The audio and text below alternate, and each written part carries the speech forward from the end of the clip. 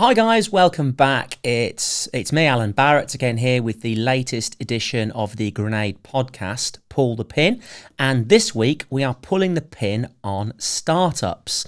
Now this is something, as an entrepreneur, I probably get asked the most. How do I start a business? How do I go about it? So we've got a fantastic opportunity today to answer some of those questions with a real life example. Because we have with us this week, we've got Alex Archibald and we've got Beth Tomlinson, and they're from Lifebar.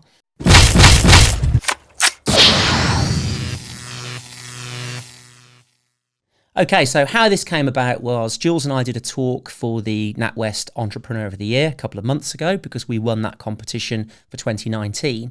And in the audience were Alex and Beth, and they reached out and were asking me some questions about startups and brand and how to go about getting the most out of this new business that they've got, Lifebar.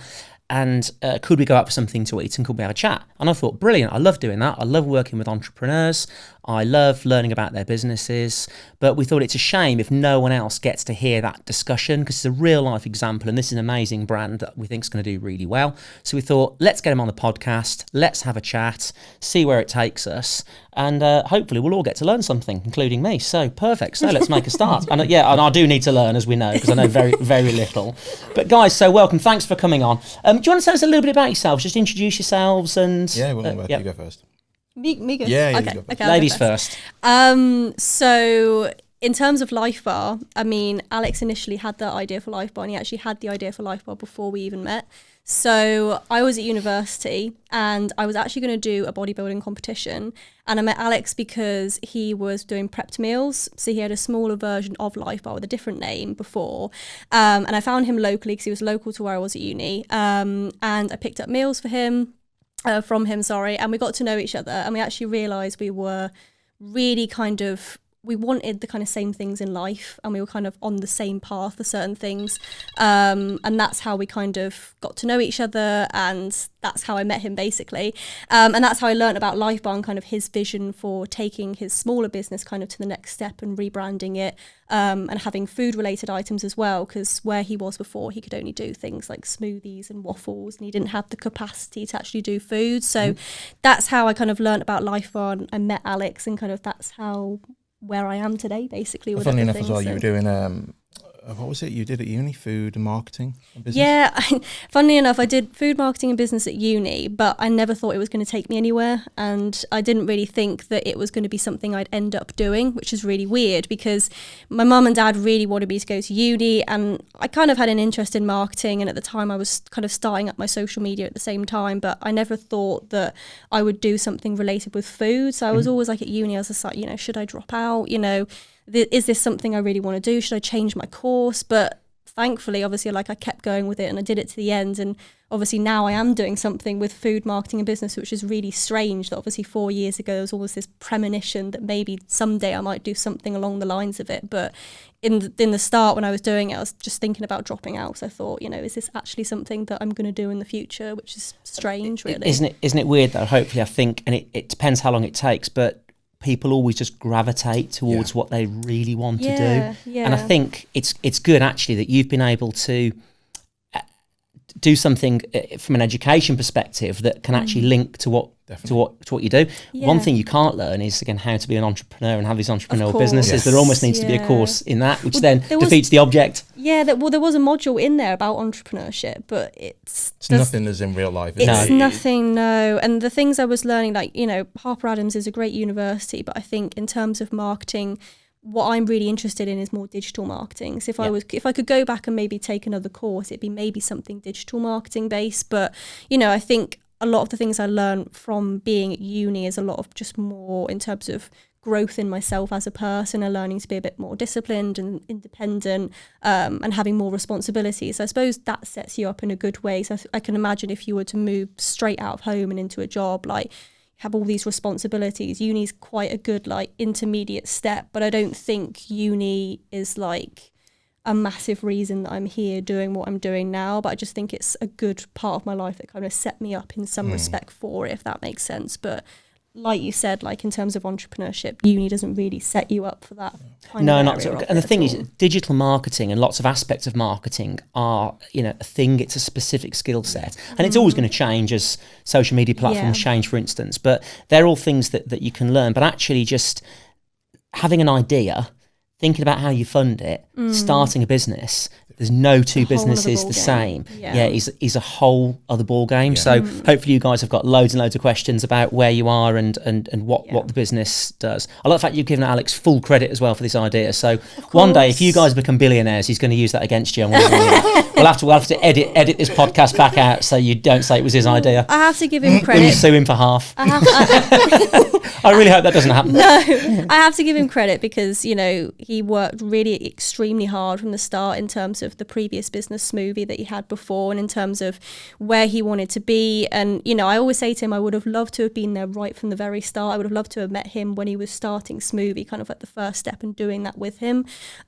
Because one thing I think Alex learned is almost like true hardship of a small business. And, he started it and it was kind of like, you started it and it was almost like the idea and what you were doing wouldn't last because he was only doing waffles and smoothies. It was a novelty. Yeah, okay. And I knew it was, but it was just a hard one to transition. It's having the opportunities with premises and funding and all these things that, don't come too easy. But yeah. So what's your background, Alex? So what were you doing and what got you into that first business? I come from like a wealth of different jobs and from like labouring, groundworks to working in the Middle East and trying a load of different things. But moreover, I think it was just a case of I never really know what I wanted to do. Do you know what I mean? And I always know I wanted to kind of work for myself and have that kind of freedom to create and innovate and do what I wanted to. But getting there was just kind of like getting past that 9 to 5 kind of like mentality and understanding that if no one's going to pay you, how do you pay yourself and how do you earn that money? So,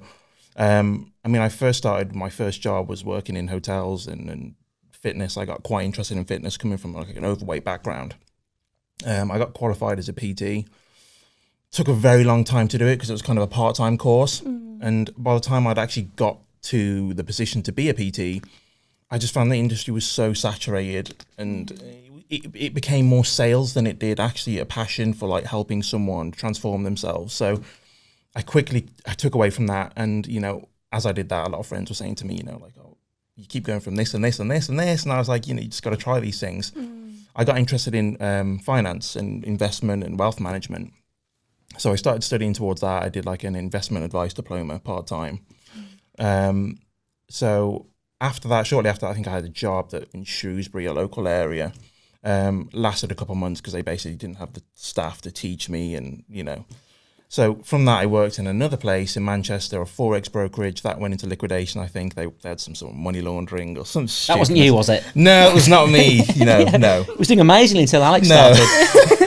And then from that, I actually got headhunted and I went to work in a place in the Middle East, in Abu Dhabi, which for me was great. It was kind of the opportunity I wanted. I was willing to sacrifice money just for the ability to learn and, kind of cultivate skills. But yeah, it was the worst. That was the worst experience in the world. And I honestly will write a book about it. Working in the Middle East was just the worst thing ever. I think I felt really sorry for you. Yeah, like no one really knows. When I tell them, they're like, no, this can't be true. And basically what happened was I got headhunted for it. I went for a number of different interviews. I think it was in Solihull, so I had to drive back and forward. And I was saying to them there, like, I haven't got the skill set to be doing this, but I really want to learn. I want to sacrifice the money. And, if you can put it towards the training, that'd be great. So we got to it, that we confirmed a pay packet. I had my last day. I was at the airport. I flew out and we got there and it all seemed great. I got into the office in the Middle East and it kind of hit me then that, I was like thousands of miles away from my family. Yeah. And anyway, the first week, they basically turned around and said to us, we pay for this hotel for the first week. I was like, great. It's a really nice hotel. And then shortly after that, it came to the last day. I'm like, right, you've got to go find somewhere to live. And we were like, the lad I'd flown out with, we were like, what do you mean? Like, I don't know this country. We've never been here. We haven't even got a visa. And you're saying we need to find somewhere to live. And it quickly turned into a fact of there was a very little regulation for the company and in that area. And unfortunately, it was just the worst experience of my entire life. Like, ended up living in a shipping container that, Really? yeah, seriously, a converted shipping container that, like, Not one that was on a ship on the water, no, so you were like a mobile not home. That's bad. But yeah, Cruise ship. pretty dreadful. And then from that, I came back and I was like, you know what? I never want to work for someone ever again in my life. I think we share that, don't we? Yeah. In terms of like, I had some pretty horrible jobs when I was younger, and I think we both kind of shared that interest of like, I really just want to be my own boss. Like Anything but this, Anything basically. but £10 this. a day, Yeah. Basically. I'll make it work. I just can't do this. Do you know what's Yeah. interesting as well about what you said there? There's quite a few things you've said which could potentially be taken as negatives by people listening, but actually are huge positives in the sense that fairly early on you've recognised you want to work for yourself. That is a huge step, definitely, because lots of people don't realise that. They want to have a business but haven't got the head round. They get working for frustrated themselves. with their managers and stuff. Yeah, but they don't exactly. quite So know that's, why. and certainly anyone that works for me will tell you that. But certainly that's a huge step, wanting to do that. And again, bouncing from job to job and doing different things, again, you're building out those skill sets.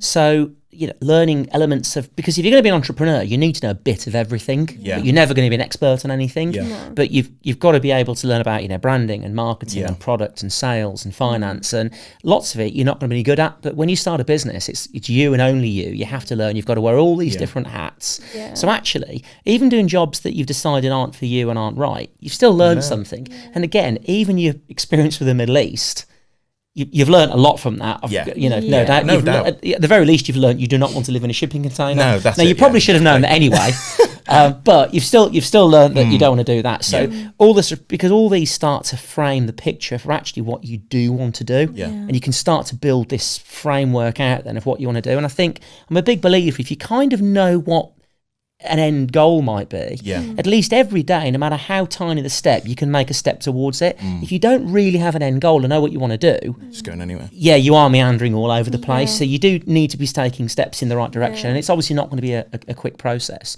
So then where did the smoothie business then come from, and what's involved with that? Are they, I guess, the healthy smoothies? Or? Yeah, so when I came back from the Middle East, I started planning pretty much instantly, and I was like, I'm into fitness, I'm into food, and in the area there was no alternative. There was a lot of gyms opening, there's a lot of people into fitness, and it's constantly growing, but there was nothing to supplement the gyms. So I thought, it's something me and my friends always spoke about, if we could come out of the gym and get some chicken and rice or something, that'd be great, but you've got nothing but burgers and fried chicken. So I thought, I want to start it. So I looked at real estate agents, and I started speaking to them, trying to find a property that was kind of within budget. It was The budget was very, very minuscule. I imagine. I was left with pretty much nothing. I think when I left the Middle East, they must have owed me about 10 or 15,000 in commission that they didn't pay me, because they pretty much kicked me straight out and were like, "It's not working. You're Were too you allowed ethical." to keep the shipping container? Unfortunately, not. No, Okay. no. That would have been a good place to start. No, I didn't even That would take actually look pictures. quite good. That's actually our house now. Oh, okay. We've moved it. It's parked outside on the drive. but yeah, he came back, and I thought, I want to do food. The shop's not big enough, so I'll do smoothies and protein waffles and other things.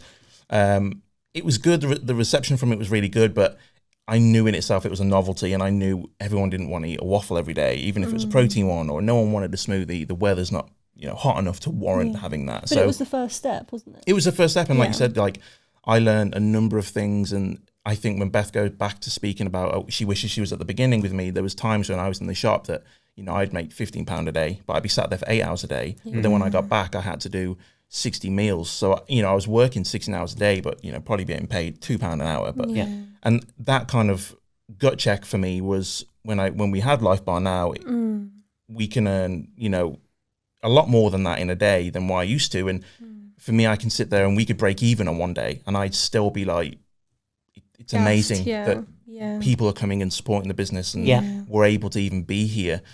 And the name Lifebar is brilliant. I absolutely love the name. I mean, if you guys could sum up what Lifebar now is, and I know this is actually quite hard to do because we chatted about it earlier, and I don't think I could do it with Grenade, to be perfectly honest, but if you were to try and sum it up in a paragraph, what would it be? We spoke about this last night, didn't we? And we were It's looking at the constantly executive changing. summary and trying to put together, because it is constantly changing. We've kind of worked out Brands now. do though. Yeah, we've kind of worked out now that the food we want to go with, 'cause we've just redone the menu, is going to have vibes of like South American and Argentinian food in it. That's the kind of route we want to go down. with the Predominantly kind for of colour the and trend. flavour. I was going to say, we where's want that to be come super from? Okay, Yeah, makes colours sense. and Yeah, flavours really for it. nice. And then Lifebar, you know, it's not a fast food restaurant, it's more of a fast casual, because fast casual, you can imagine somewhere you'd wait maybe 10, 15 minutes, you might sit down and eat it, whereas McDonald's is very like super fast, like Okay. 1 minute Yeah. kind of order, and that's not us. So it's more of a fast Yeah. casual restaurant.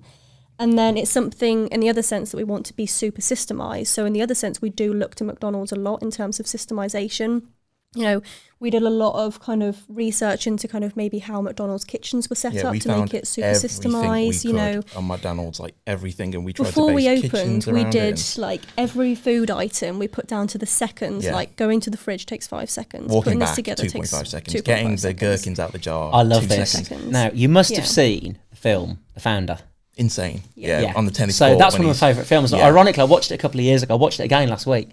But if anyone's not seen The Founder, if you want to learn about business and the attention to detail and what it takes, and for them to build a 30-year overnight success, that's actually really well worth watching. It's about the McDonald's empire, how it grew, and the founder, well, not the founder Ray Kroc, but who did pretend he was the founder. But yeah, really interesting. So, and was that where that came from? Watching that film, you wanted to nail know it in what? terms of I the think- speedy system. Yeah, we watched the film, didn't we, before It we was were about, open? It was about midway through when we were planning it, I'd say. Yeah, but we always took the approach of like, there's a lot of money for us being invested, and I need to know down to the second, to the number, how much everything's going to cost, how much three get. You know, even if we bought 20 kilos of rice, for instance, and we cook it, it comes up a different weight. So weighing that rice and then splitting it down into portions, understanding to the penny how much these things are. Because And I think everything's weighed as well. So like Yeah. every vegetable and stuff is like 75 grams for the green beans. It's like half a cup of peas, 2 scoops of rice, like things like that. So then we can track everything. Obviously, there's always going to be a slight variance. Yeah. So when we opened, we also accounted for the fact we wanted about a 10% variance in the food, and we were giving people more food when we were open. Yeah. Because we'd only just opened then, so we wanted to really not in a bad way, but we really wanted to capture the attention of everyone. Yeah, wow them. And then, you know, obviously, like as the year go on, we go back to kind of like the standard kind of portion. We'd never undercut anyone, but obviously initially when we were open, we we just were really worried wanted the about wow if there was a factor lot of of people, everything. which there were when we opened the doors, it can just go, if the food, say, wasn't up to the complete standard that we wanted, which it's hard to if it's a brand So new we had concept. no practice really, like you can't practice this Yeah, stuff really. I'd rather people didn't walk away and be like, what was that, like a couple pieces yeah. Do of rice. you know what? and- I think that's genius as well. And again, that's one of the most important things for brand is treating your consumers like the royalty. Yeah. And again, just better to over impress them than leave them underwhelmed Yeah. with that show. I mean, and on that note as well, be really careful that it's not too overly generous, because you know the problem is then I've got this thing about Then people Nando's get where used to Nando's it. used to be a lot bigger than it is now. Yeah. And I think you've got to be careful there that you don't really set the standard bring so it down. high Yeah. that you can't. At some point, you've got to bring that back, Yeah, and you don't want to then bring it back and then everyone walks away. have have the effect that you've tried to avoid, where people Yeah. feel Thinking a bit about cheated. the first day though, so much anxiety. Like we tried to we got all the staff together before we opened. Everyone was and happy. We tried Everyone to was happy. I was practice, not you happy. know, but I remember distinctly taking a selfie in the kitchen. It was literally 5 minutes before we were going to open. I took a picture, and it was Alex and a few other of the staff members behind us, and Alex's face My soul to this was day. in the If you bathroom. look, I was in the kitchen. If you look back at that picture, you can see like the light leaving from his eyes. He was so stressed out. Looking at it, I was like, Oh my why God. are you taking pictures in this time? I just had to can't deal with document it. I had to document it, but at the same time, it's the funniest picture. Do you know what though? But they're all the pictures that you'd be glad you took. Yeah, Yeah. I'm glad In- we took that picture. In a few Yeah. years, definitely, because Yeah. I mean, was there ever kind of a dream to go? Because it sounds like you're almost half in the restaurant business, which for me, I mean, it's incredibly hard. It's a hard. It is one. hard. Do you I- think of it like that? Do you think of it kind of like a restaurant? I think we're in like the people business more than anything, and Yeah. I think me and Beth have always been interested in the business of food as opposed to food itself. Like I'm not a chef, Beth's not a chef, No. Okay. but I'm interested in how a product can make someone feel and how you can give it to them Food for the is very best emotional. cost. Yeah. Yeah. Because there was a lot of people that we looked at who were abusing the health tag premium, and I looked at it and it's transparent, and I think a lot of people can see it, but they ignore it for a certain period of time until they realise I'm paying £9 for chicken and rice and broccoli. And when that kicks in, that's when you're going to lose everyone. So I think that's why we were so passionate about it. Pedantic about how much everything costs, because I'm like, if we can make as much as we need to and that's it, the rest of it can go to the customer. We don't need to have that. Yeah, it's such a tricky one with food, because the problem is where you've got healthy food as well that's relatively simple, that people know they should be eating and theoretically can do themselves, but they don't have time. It's very easy, isn't it, to cost up chicken and rice and broccoli, and then like you say, people looking at it going, well, it's £9, but they're not taking into account the fact that you've got staff, it has to be prepared, that's someone's time, you've got overheads, you've got a restaurant. People don't, they just calculate the raw cost of the food, and they don't think about anything else. So this is why branding, and I love the branding, by the way, but this is why branding's so important, because that's where the value is. Definitely. And as you increase and develop the brand, that's what keeps consumers coming back and paying, because they're buying into the brand. So I love the way I love the way you've summed it up in terms of the fact it's that emotional connection. It's not just food in a box. Which is why I always find it difficult to define Lifebar as a healthy food restaurant, because I always say to someone, well, what defines health to you? Because health to someone is going to be a different definition to the next person next to them. So I think it's more food. I like to say that it is food that is made with better ingredients. So it's, freshly prepared, it's going to be leaner ground beef, it's going to be low fat cheese, but it's still something that someone enjoys at the same time, because it's not sustainable to have a certain amount of food every day. And, it's healthy for you, it's good for you, but you don't enjoy eating it. It's got no taste to it, it's got no flavour. We make food that makes people feel good and is good for them on the inside, and I think that is super important in terms of sustainability for the brand as well. If it wasn't enjoyable, it wouldn't last. It might be open for a couple of years and then people are like, oh, it's just chicken, rice and broccoli, there's nothing to it. So there has to be something that someone enjoys at the same time. And as well, it's amazing, I love the way how simple you've made that sound as such, because, and we were chatting about this earlier as well, it's really quite complicated in terms of energy and health and recovery and longevity are all different things. And health is something different to different people. And again, but without making it just bland, because we talk about this a lot at work, and for me, balance is really important. And we've got the #1 selling chocolate bar in the country, and it's healthier than loads and loads of other. What I was going to say to you. Than loads of other alternatives. It's like, how is it in the same league as someone like Mars Bar? And the fact that you've beaten them is just like, that's incredible. It gives such a good message. And I think we are trying to provide that middle ground where you can absolutely make something that's healthier if you've got the time to do it and the inclination. And don't mind, dare I say it again, eating food, certainly if I cooked it, it'd be quite bland, because I'm no good at being creative and putting flavour in and making it interesting. And for me, enjoying food is one of life's pleasures. And I can't imagine having the next 30, 40, 50 years and not enjoying a meal. We're big foodies. Like, we'll have pizza that's every really week. important. We'll have pizza on a Saturday every week, and it's something we really enjoy, looking forward to buying a pizza, sitting down with a good film, and stroking the cats. And sometimes we might get the pizza and it might not be like, if I get double pepperoni, it might not be double pepperoni. I will be so angry. And I'm just like, this is my evening, this is my time to have my pizza and watch my film, don't ruin it for me. Like, it is super emotional. You get frustrated about it, and like, we'll message them and be like, it wasn't this and this and stuff, and but you have the right to. And you have the right it's to. one of those things. Do you know what there was? It's interesting to say about that, because just with general life now, isn't it a shame where we find ourselves as consumers being constantly disappointed? And that point, that's for the guy that makes your double pepperoni pizza again, and it isn't what it should be. But that's really important to you. That's not just some kind of pizza in a box, product, which it probably is to the guy that's doing it. But it's the person that's eating it. That's a really important part of your week. So having the care and attention that goes into a brand or a product of food, that's why it's so important. And the attention to detail and the consistency as well is incredibly hard, certainly as you get scale.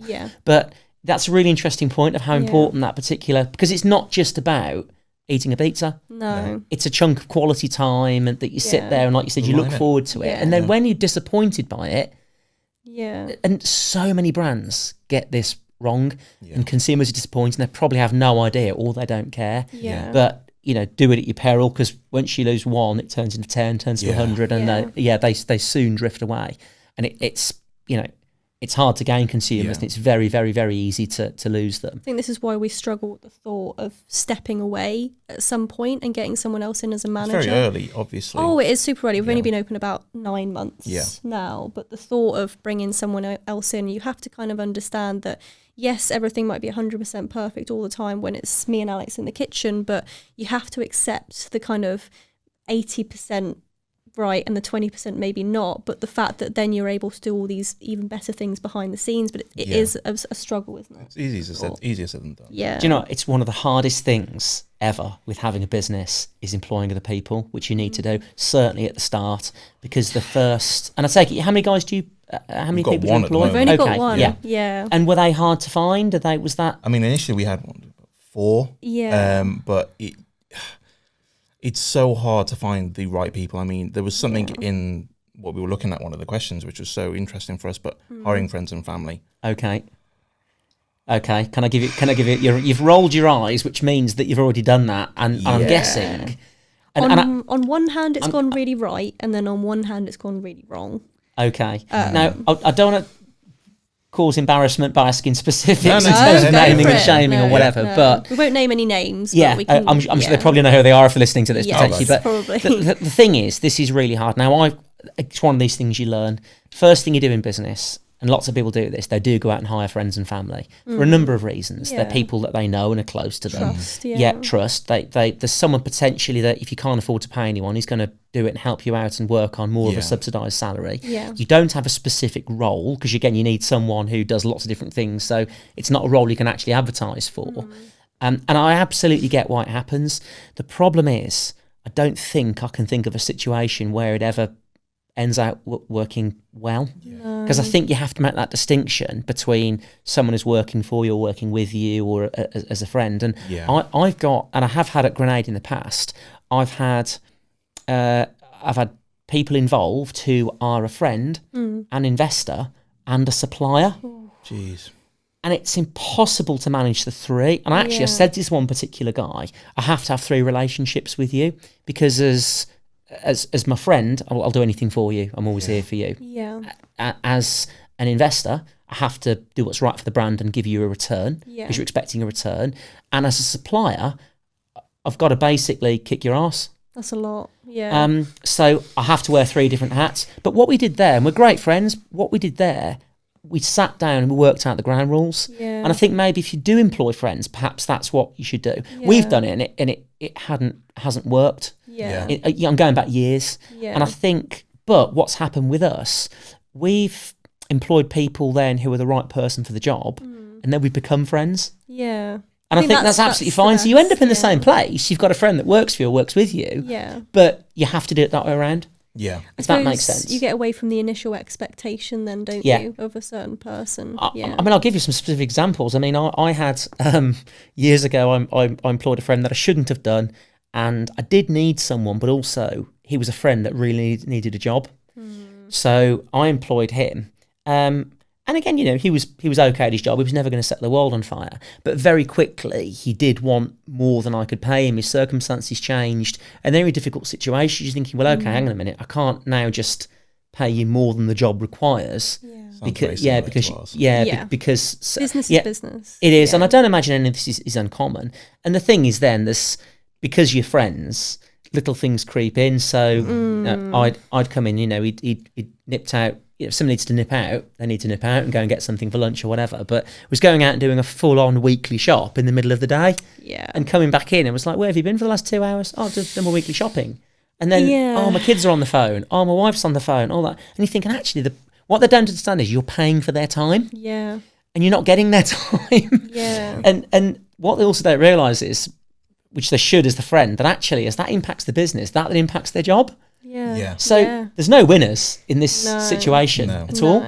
And I actually said, you can't just nip out and just go to Sainsbury's or whatever whenever you feel like it. And he went, well, you do. I went, it's my business. I said, plus I've been here since 6 a.m. and I'll be here till 10 p.m. Yeah. But and I thought that was a really interesting point for me, because then your Massively. friends, they go, yeah, but you do that and you do that. And that distinction of actually, yeah, but I own the business and it's my house on the block like if I you lose don't it. want to say that though. You don't want I to be know, that it's person really that's like, hard. well, it's my business. You don't want to be, but then you also want to have that kind of balance of like, well, actually, you should respect me though, because I am actually paying you to be here. But it's so hard. It's frustrating, isn't it? You feel like just saying, please, just don't do Please, that. It's just hard, don't and do that. respect Don't do works that. both ways. It Yeah. absolutely works both ways, because you never want a situation where one is taking advantage of the other as well. So we just always try and have that culture where we discuss it, and it's incredibly hard. Difficult, yeah. But again, I think if you have to almost define the difference between a friend and a competent professional. If they end up being the same person, that's brilliant, but generally they don't.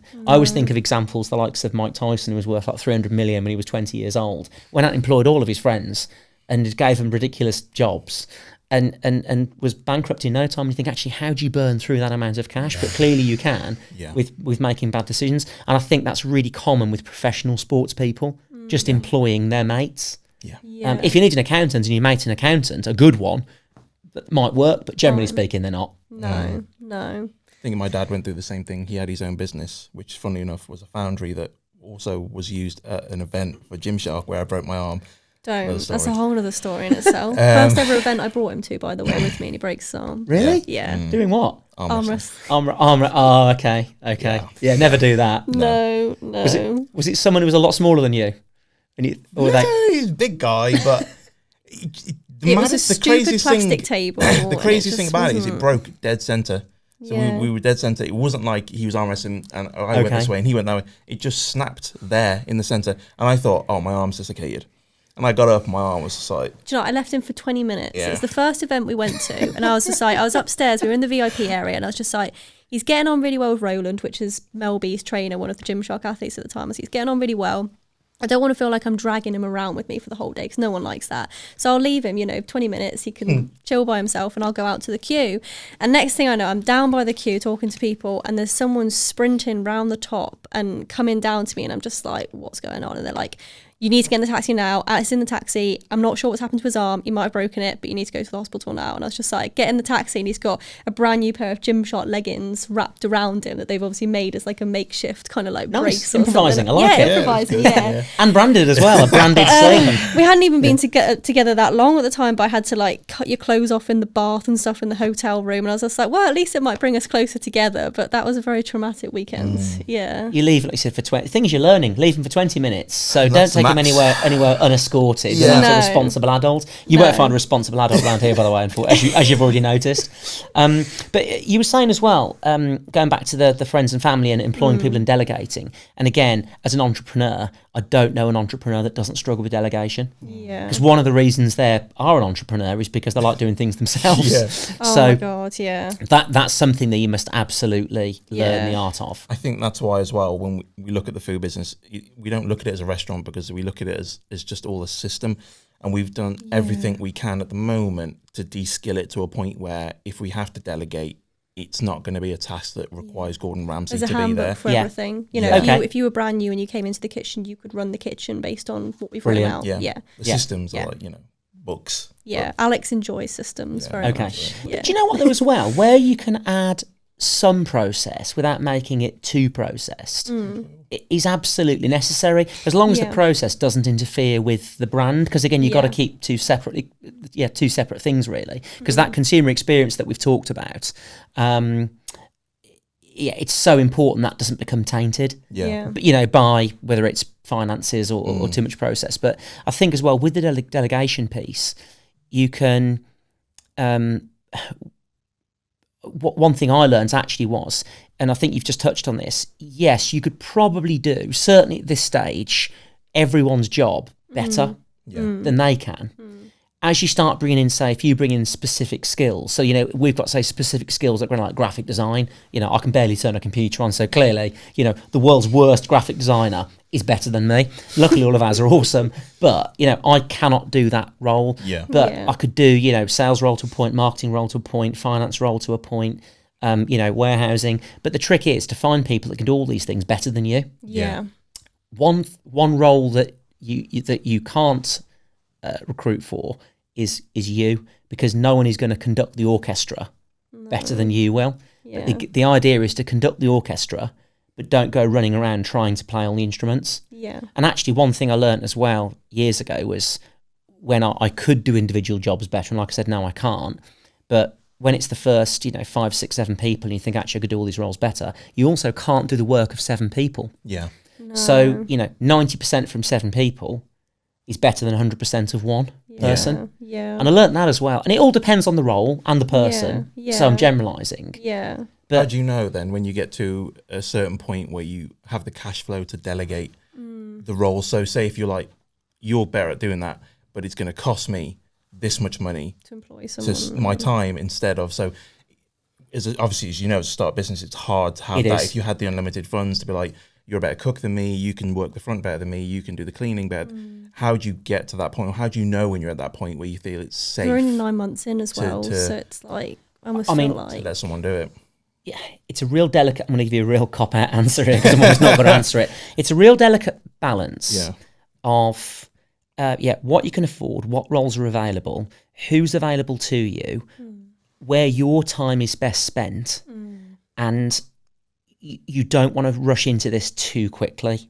Yeah. Because this is probably one of the most common mistakes I've seen in a lot of entrepreneurial businesses is they do hire the wrong people too early. They then, it negatively impacts. And this happens almost in every business. This happens.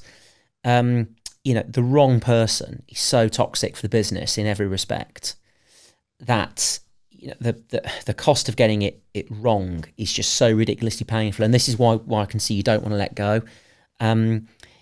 It does depend on the role and the person, and if it's a role that you have just got to absolutely walk away from, or you can still be partially involved in and maybe slightly oversee. It also depends as well on where your time is best spent. I'll give you an example. I did a program a few years ago called The Money Pit. It was a crowdfunding show with Jason Manford.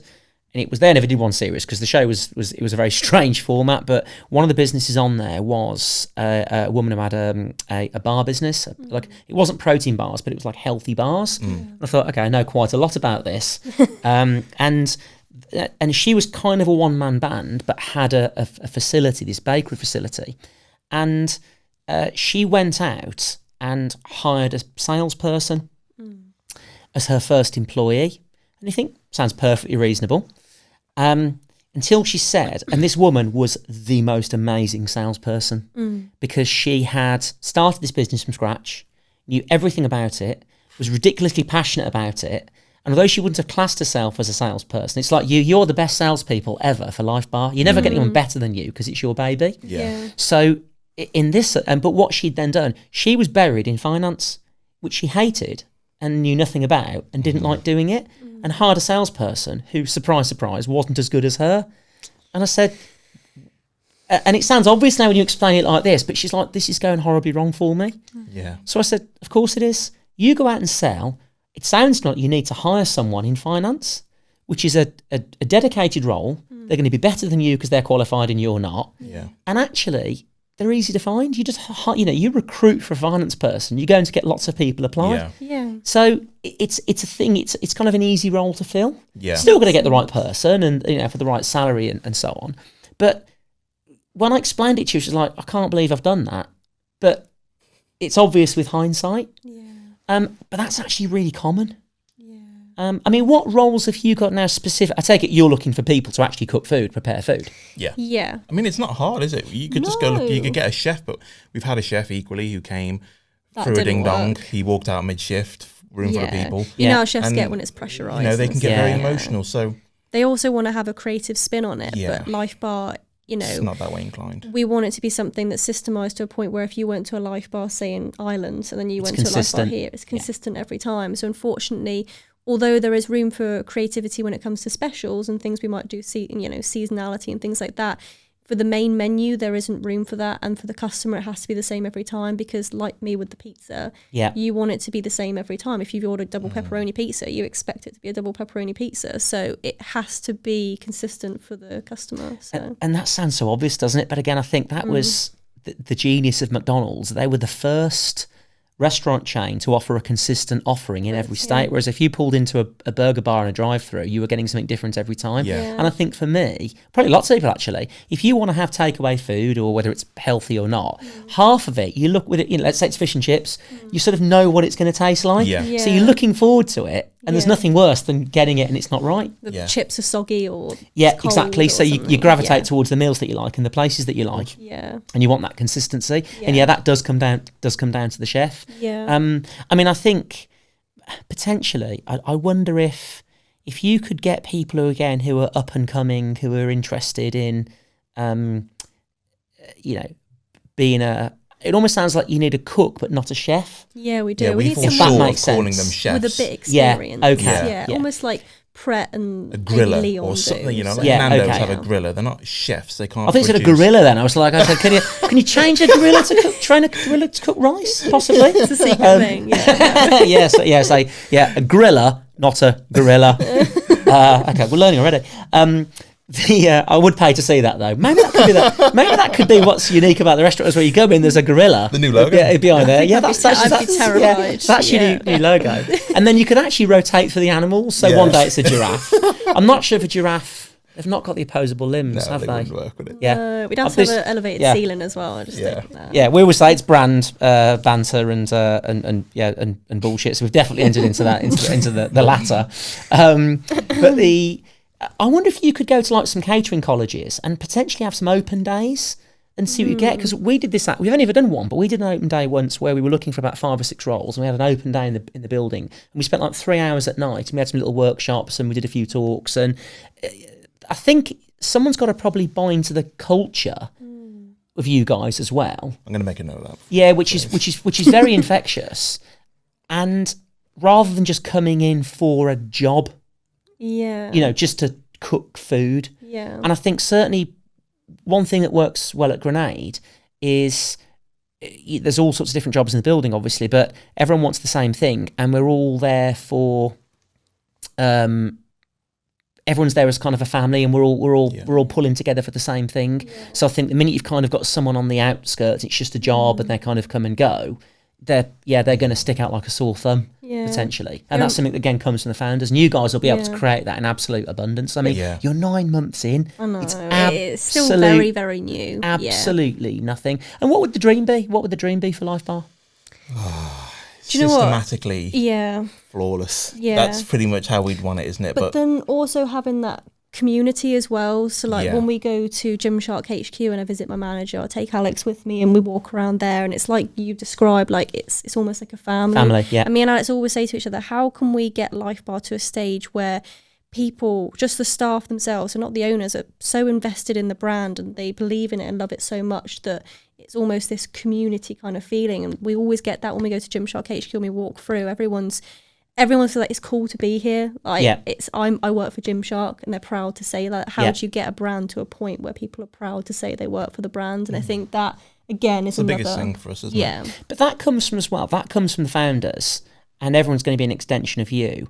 And I think that comes from just making good decisions for the brand. Yeah. Because you guys have quickly realised, and rightly so, that making good decisions for the brand, and you've said it about the portion size where you want to wow your customers and go over and above. Yeah. Where everyone else just frankly does the bare minimum. Yeah. If you can go over and above, that's something that as you employ people, they'll start to embrace that. Yeah. And, we have our mission statements of doing it well or not doing it at all, and not doing normal. And certainly if we don't love it, we don't do it. Yeah. And these are all things, it sort of sounds a bit cheesy until you have a specific business situation where you're not sure what to do. And then you just look at the mission statement and go, do we love this? Actually, we don't. Yeah. We're not doing it then. Easy. Yeah. So it makes decision making really easy when you have a few of these. So you should, and you've obviously got your handbook, you should potentially start to formalise a few things that are really important to you. Yeah.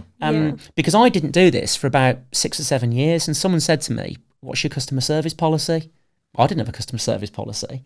But he said, if someone came to our customer service guys now and they weren't happy, what would you want the customer service guys to do? And I said, treat them like royalty. Yeah.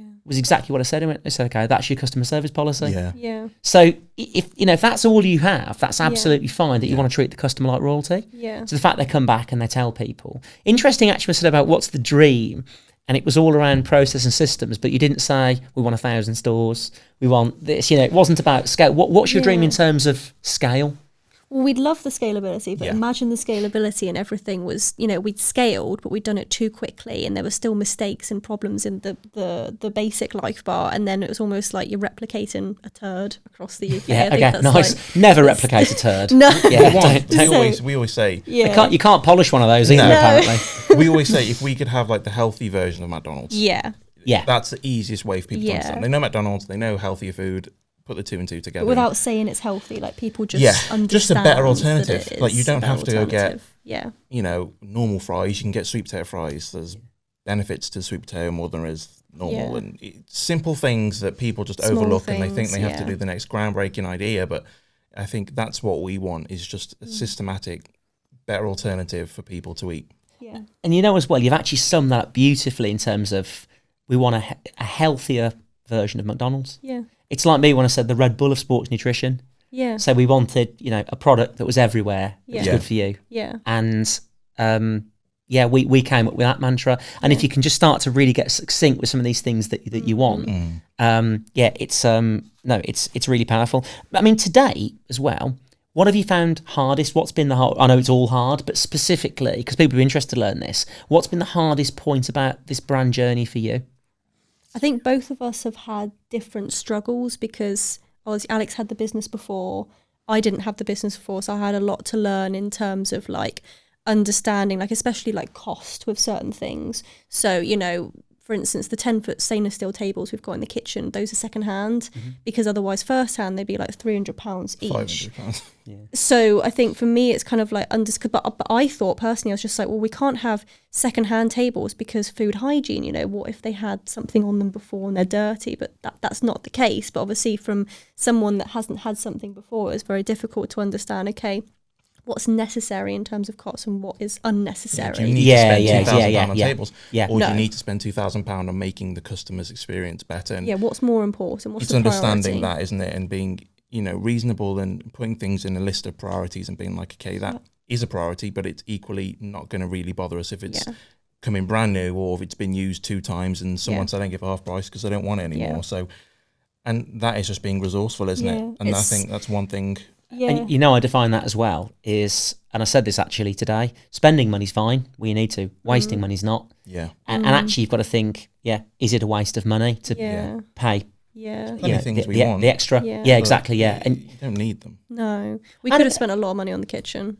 Yeah, of course, that's critical. Yeah, no, I get that. Yeah. I mean, out of interest, do you mind me saying, what has been your budget to start? What have you had to play with to kind of get this off the ground?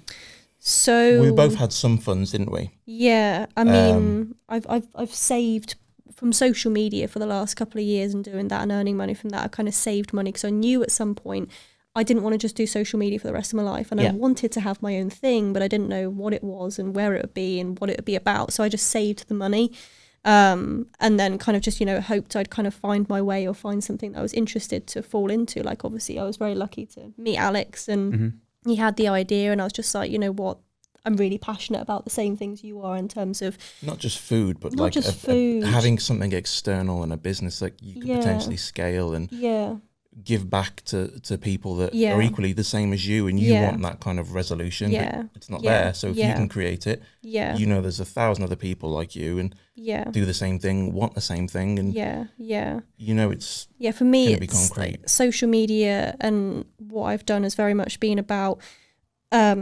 females coming from like a background of being very underweight. So I was super underweight, and for me it's always been about gaining weight. Yeah, because you've got a monstrous following online, haven't you? Sort of like 400 billion followers or something. 400 billion, that. I wish.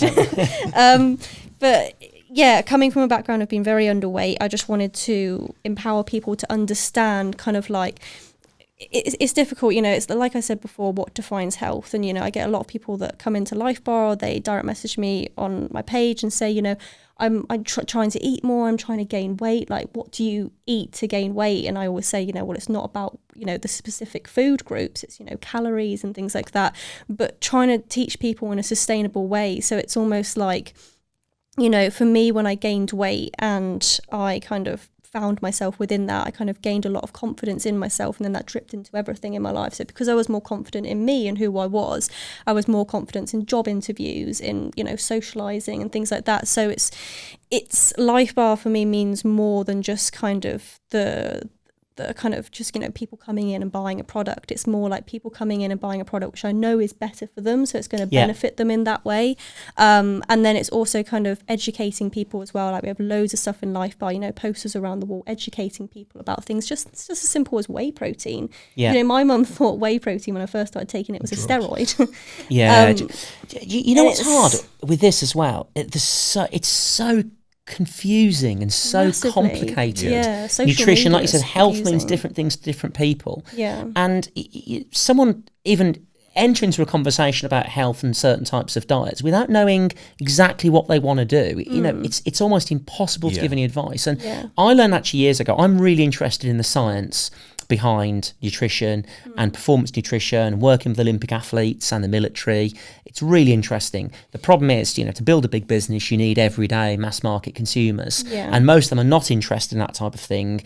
And actually, it's very difficult, even with the benefits of social media nowadays. It's so hard to educate consumers, like I said, around whey protein. I know really intelligent people, have got great jobs, and they're the police officers or whatever. And, they used to come around when I had a distribution business years ago. These guys, friends of mine, are coming here in the police, and they'd look at my carb drinks, just these carbohydrate drinks, and they'd just say, "Oh, they're all steroids, aren't they?" You're like, what? And you think, and these are people that, again, good jobs, intelligent, trained, are really into it, and they've got no idea what's what. I think what we learned was where on one hand you've got mass market fast food, confectionery, crisps, and the giant FMCG brands who have been, selling very unhealthy stuff to the country for the last 100 years. And on the other hand, then you've got, the likes of veganism and flexitarianism and these sustainable diets and all that complexity around, in inverted commas, healthier food. And actually, in the middle of all this, there's just people who actually like food, are busy, and they just want something that's better for them than junk. But they don't just want to eat crap. Kale. Kale. Spinach. Exactly.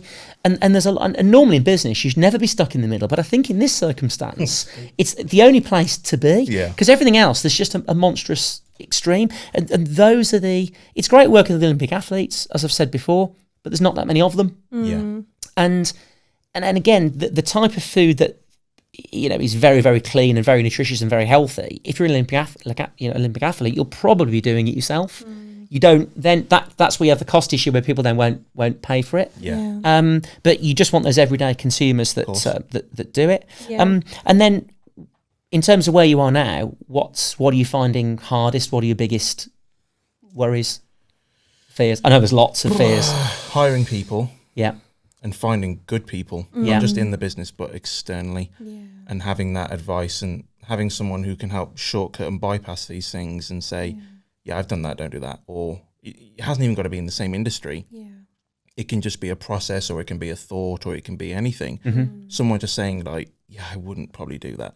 And someone who's been there and done it, I'm going to respect their opinion a lot more than someone, like you said, like if you go open a review box and everyone's dropping in silly reviews and saying, you should do this or you should do that. But it's not really possible because X, Y, and Z. We were talking about. So just on that note as well, again, go back with regard to the recruiting people, and you have kind of got to go through the pain with this because you can't bypass it. You've definitely got to hire slowly and fire quickly. Without a shadow of a doubt. And like I said, if you do get the wrong person, you just know. And you've actually said something else as well, really interesting, in terms of trying to find people that almost know more than you do. Now again, depending on what, because actually I did my first private equity deal with Grove Point Capital based on this, because I don't know what I don't know, and I thought, I'll get these kind of corporate private equity guys in and they'll know all this stuff about business. And actually they did about business, but not about my brand. No one's ever going to know more about this than you do. Yeah. So I think you might almost be, where you don't know, you're almost better off in going out and learning rather than finding someone you think does know, because chances are they probably don't. Yeah. And also, if they tell you something that's wrong, you won't know it's wrong. Yeah, because you don't know what you don't know. So this is why learning and with business is so important. And actually, I talk about this a lot on the podcast, is failing and failing quickly. Yeah. Because it's only by failure that we actually learn. Yeah. And it's absolutely fine to fail at some of this stuff because you just won't do it again. But you have to make sure that failure isn't too painful. You know, so you have to mitigate the risk of the failure, because if the failure means you've lost your business, that's if you go bankrupt, catastrophic. If the failure means that 2 people didn't get the food that they wanted, well, you can rectify that. Yeah, of course. So it's obviously not as bad. But if this is a failure with the brand and it's unchecked, you know, that's absolutely catastrophic. Yeah. I mean, is there, because I know I'm conscious of time, is there anything else as well that you guys really want to Let me just ask me? So we've got some questions. I know we're covering stuff as we're going through. Actually, just while you look for your questions as well, how are you finding working as a partner? Because I get asked about this a lot as well. I laugh whenever someone asks this because it's just the funniest thing. Because it's that bad or that good? It's good and bad. It's good and bad. It's got its pros and cons. Like sometimes I have to go and lock myself in the toilet in Lifebar and take a few minutes, and sometimes you're not allowed to kill him. Yeah, and sometimes we'll do this thing where like we've stopped doing it because we don't want to accidentally like damage something in the kitchen. But whenever we get frustrated with each other, we like poke each other in the side. It's called a jonga. Called a jonga. We just like just jonga each other in the side. It tickles. It's horrible. And it gives me loads of anxiety and it pisses me off. But it's like it's just our thing. It's easier than getting angry. Yeah, I think it's because sometimes we're so passionate about what we're doing and we really want to make it work. And both of us kind of bring, I suppose, pros and different things to the business. So I almost say like Alex is bad cop and I'm good cop. So when it comes to certain situations, Alex is very like brutal to the point. So he'd be like, no, because of X, Y, and Z. And I kind of like bring on a little bit, I suppose, of emotion towards the situation. I'm just like, well, what about, this because of this, and this. And we kind of come to a common ground. And I think that's where we work together best with it. But obviously, when you're passionate about something and you're doing something together, if you're not having silly little arguments every now and again, well, it just doesn't mean that you're that caught up in it. I think it's good to have those kind of moments sometimes because you both just really want it to work. So. You need healthy challenges. And I think I always say, if you're in a room full of people that agree with you, or if you're the smartest person in the room, you're definitely in the wrong room.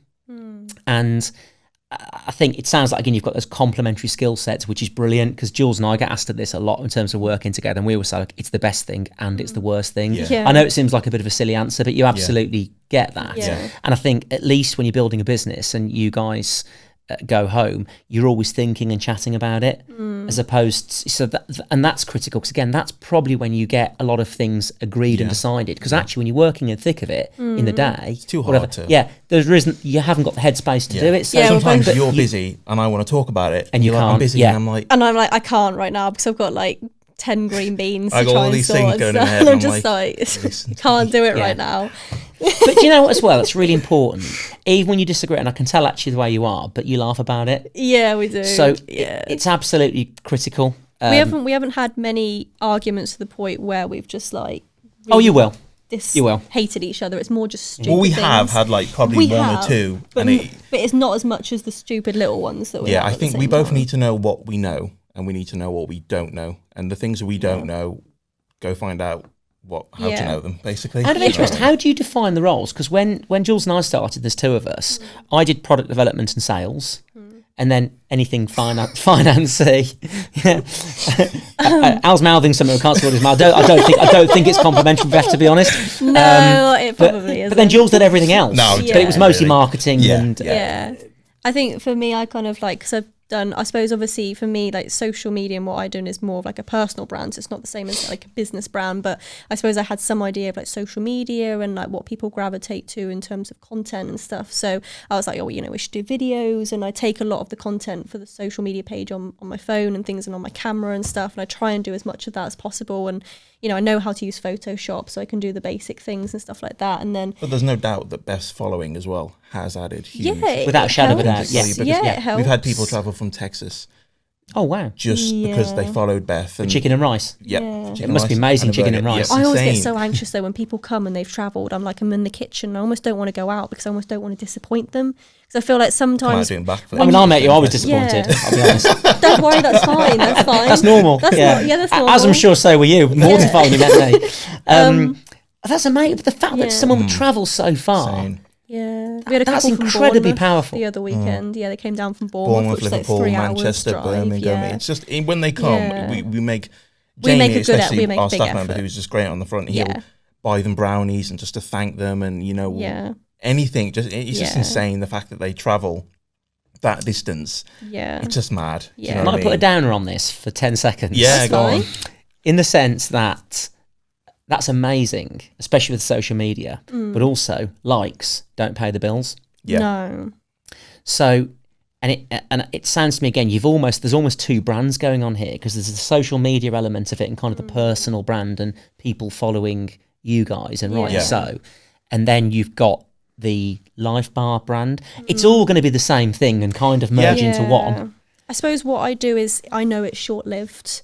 Like I know in terms Social of media's fickle. Is that what you're referring to? Yeah, Yeah. That the fitness industry in general is so heavily saturated now. Everyone's doing the same thing. They're all doing. I'm very aware of the fact that I'm doing workout videos and I'm doing pictures and stuff, and everyone is doing the same thing. And I'm well aware that everyone kind of categorizes everyone in the fitness industry into the same bunch, and everyone's getting bored and sick of the same content. Like I'm super aware of that, which is why I'm happy to have Lifebar and transition in, because I knew at some point I'd transition into something else than what I'm doing, but I didn't know what it would be yet, which is obviously with Lifebar now. But I just know that it's short-lived, and it's almost like the fitness industry is so saturated. Everything's been done now. There's only so many workouts you can do. There's only so many pictures you can Tutorials. take and Yeah. tutorials you can do. Like I know how short-lived it is, but it's almost kind of like, I don't know, it's just having that transition period of like having that kind of following and then kind of like not funneling it. Well, this is why we're so engrossed in trying to make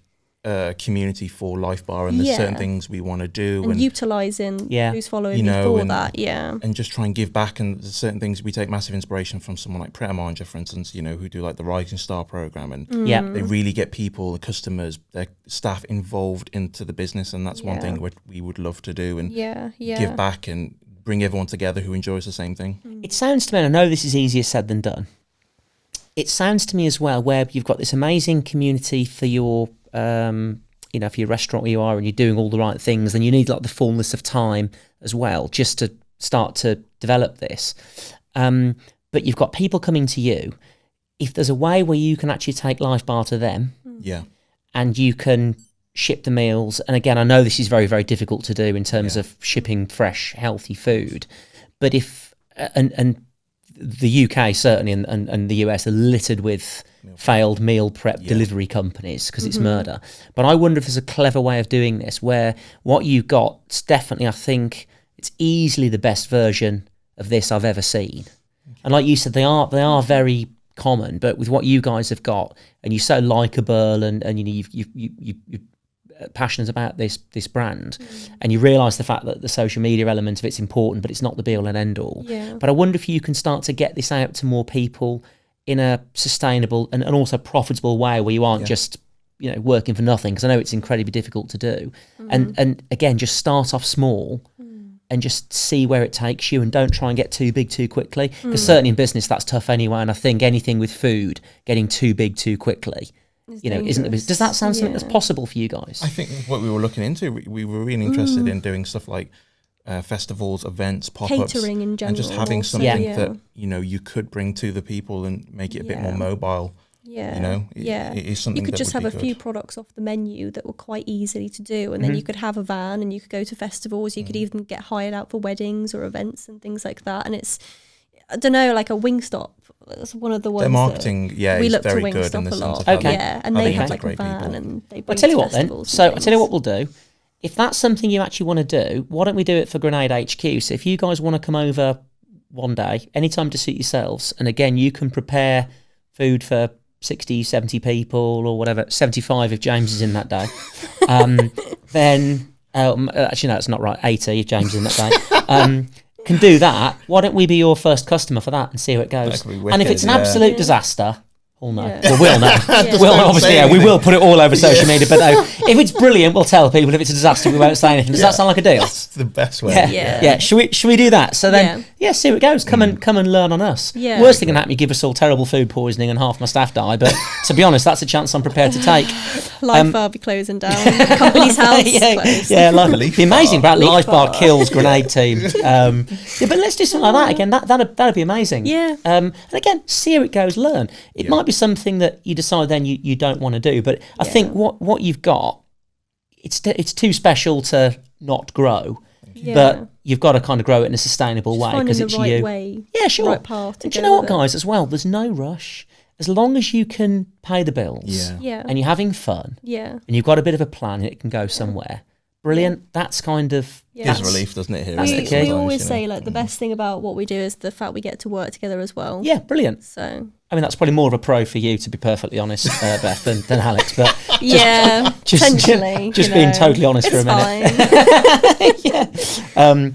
But I mean, and you've got some. Have you got some questions as well from some of your followers? Pick ones where I don't know the answer to, so they'll just be a Yeah. very quick in it, which is probably most of them. One of the pretty quick is about goal setting in general, and how do you think big while looking at the day-to-day stuff?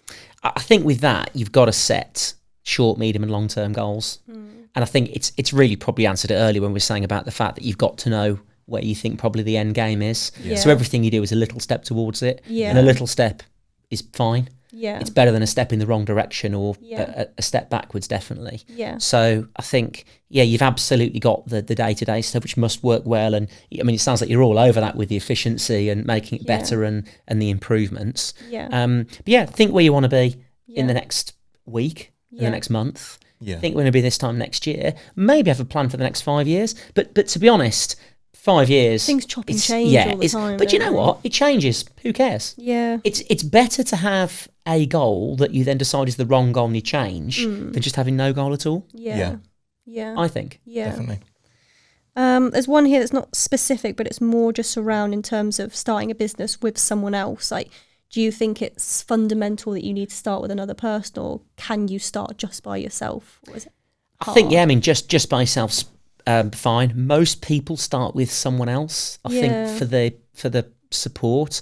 I mean, even the likes of Virgin, Richard's sort of the founder, but there are multiple shareholders and investors and founders of Virgin. Yeah. I think they've either now very minority investors or Richard's bought them out over the years. So no one's an island.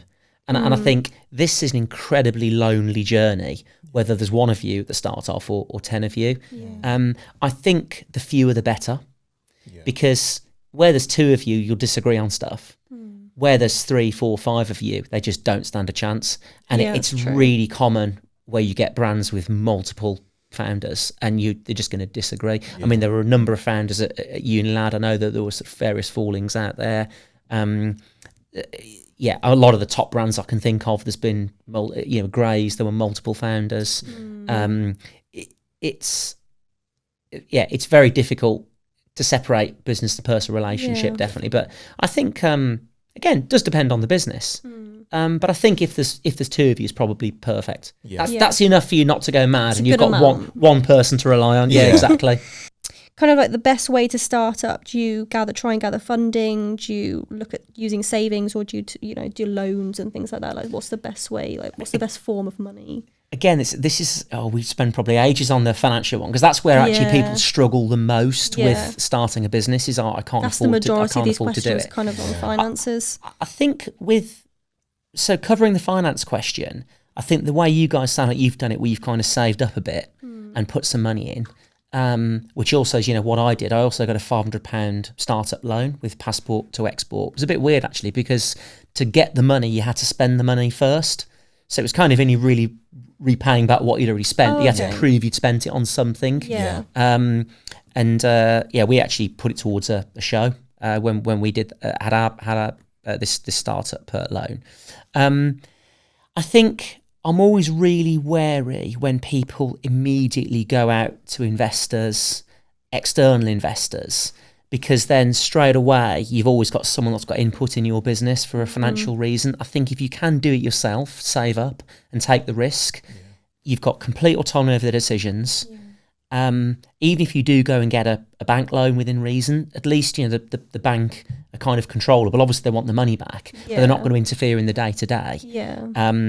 But Jules and I had a mantra where if this went wrong, it only hurt us. Yeah. It didn't hurt someone else. And it always worries me where I know serial entrepreneurs who never risk their own money. Yeah. They always want to risk someone else's. And I think where I've been asked to invest in businesses and, you know, and they're asking for hundreds of thousands, sometimes millions of pounds. And I say to the founder, how much skin in the game have you got in this? They don't have any. And you think, why would I invest in that? If this goes wrong, they lose nothing, but I lose potentially millions of pounds. Yeah. And I think you need to have a level of investment in the business as a founder where if it kind of goes wrong, it hurts you. And certainly if you want external investment, you need to at least match what they're putting in. I know I'm kind of going around the houses in terms of the answer, but we kind of did it with our own money and saved up, and it was very little. Yeah. And I guess you guys think have done the same. Yeah. But the nice thing is about having no money is it really makes you think outside the box. Yeah. I think if you had more money, you'd spend more money. That's it, yeah. And that's not necessarily a good thing. Yeah. Going back to your question about the tables, if you'd got more money, you'd have bought newer tables. But actually, you didn't need newer tables. No. You know, we'd got 500 quid. I mean, when we were down to 27, you know, we went and bought 2 T-shirts. We went and did body power, and we spent £12 on 2 T-shirts. Had we got more money, we'd have probably had better T-shirts or bought more of them. Yeah. But sometimes you didn't need to, so it's quite nice because you can't spend what you don't have. Yeah. True, that's very true. And again, everything's different. It's always going to be a risk. No one ever started a business with a ridiculous amount of money that it you know, it didn't hurt them if it went wrong. Yeah. And I can guarantee you those are the businesses that do go wrong. Yeah. Because you just don't see the value in no, it as much. I quite like a fire under me as well. I think I like being out my comfort zone. Yeah. And certainly as an entrepreneur and building a business, you're always very, very much out your comfort zone. And I remember when I first had my first mortgage, my first job, and my mortgage was nearly 70% of my take-home salary when I worked at a gym. And my dad said to me, how do you sleep at night?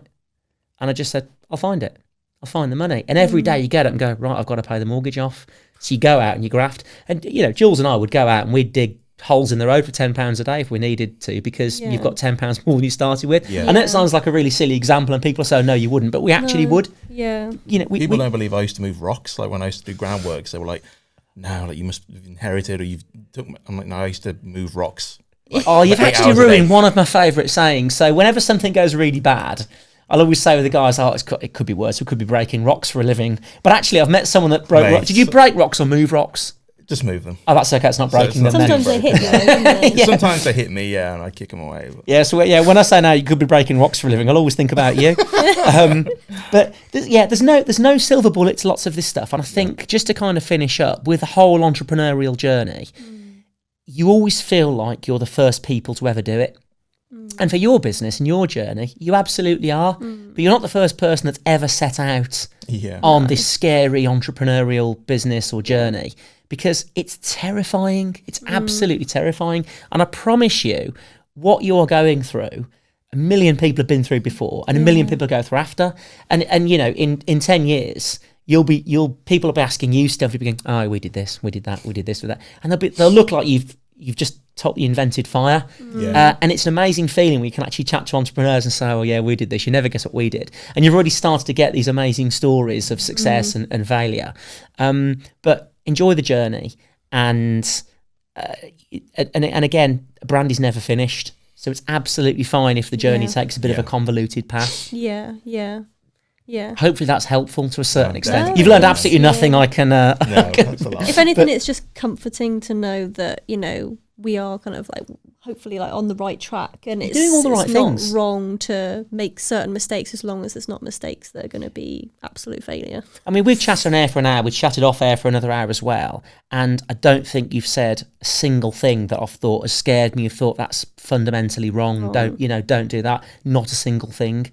Which That's a good start. It's an amazing start because it's unheard of, because I'm really critical. So it's absolutely unheard of. But as well, keep us involved with the journey, and you've got our details. And again, as and when you need to know things as well, just pick the phone up. Yeah. Oh, I appreciate My pleasure. that. Anytime. Thank you. Brilliant. Thanks, guys. Wish you all the best with it. Awesome. Thank you. Guys, thanks for tuning in, and always, that was Pull the Pin, and this week we were pulling the pin on startups. Two amazing guests as always. We've had Alex and Beth from Lifebar, so hopefully you've learnt some interesting snippets about starting a business, entrepreneurialism, and the risks that take. And remember to subscribe to us. We're on all available platforms. You can find us on YouTube, Spotify, and iTunes.